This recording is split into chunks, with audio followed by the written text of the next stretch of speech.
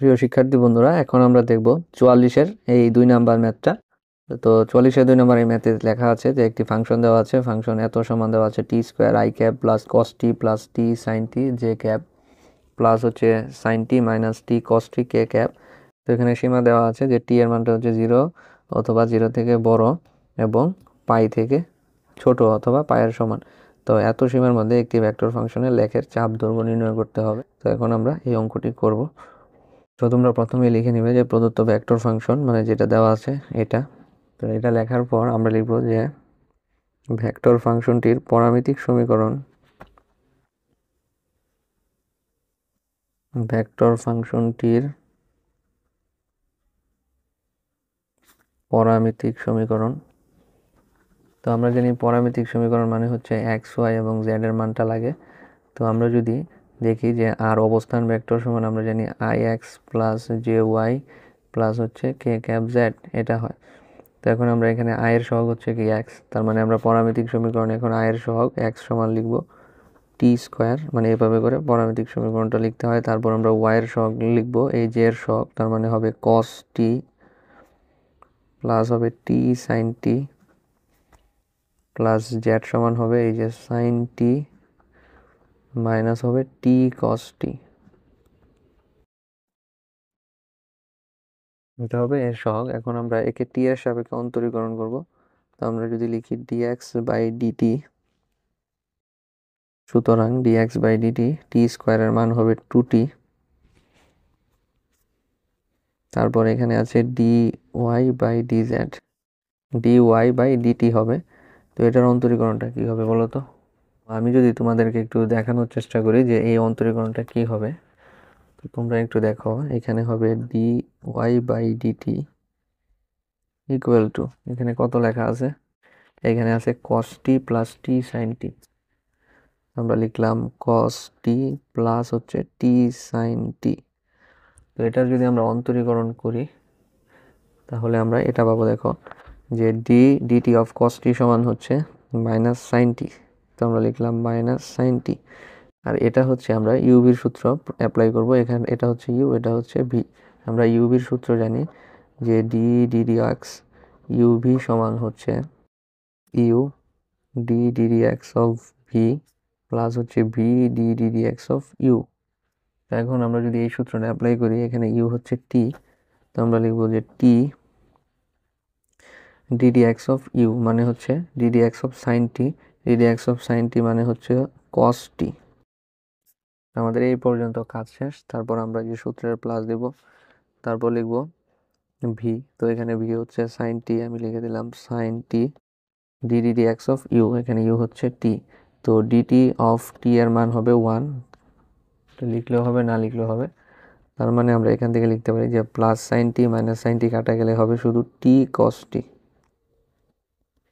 এখানে মান হবে শুধু টি কস টি, তার মানে আমরা এখানে লিখতে পারি যে এই সম্পূর্ণ মানটা হবে টি কস টি। তো এখন আমরা বের করব ডিজেড বাই ডিটি। তো এখানে দেওয়া আছে sign t minus t cos টি। এটাও দেখো একই নিয়মে হবে, ডিজেড বাই ডিটি সমান দেওয়া আছে sign t minus t cos টি। তো আমরা জানি DD x of sine x সমান হচ্ছে কস এক্স, তার মানে আমরা লিখবো এখানে কস টি।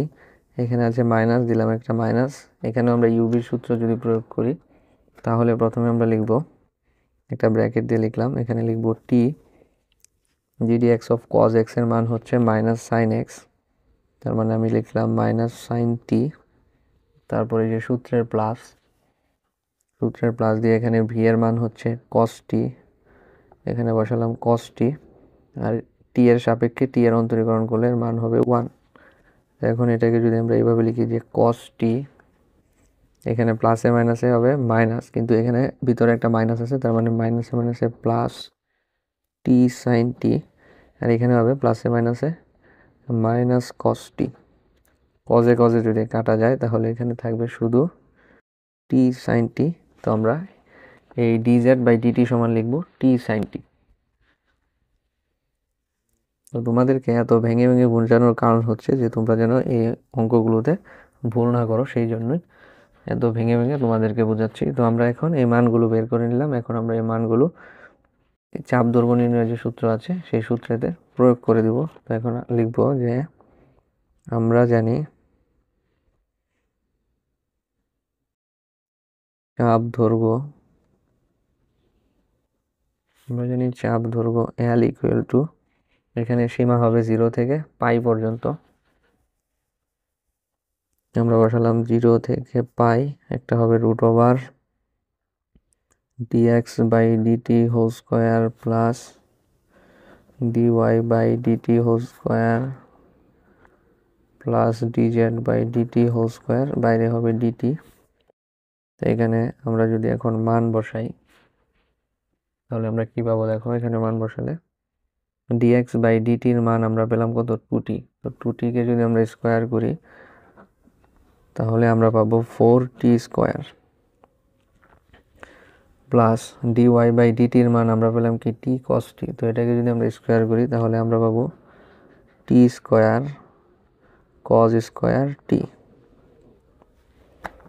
প্লাস dz বাই ডিটির মান আমরা পেলাম t sin t। তো এখানে হবে t square sin square t, এখানে হবে dt।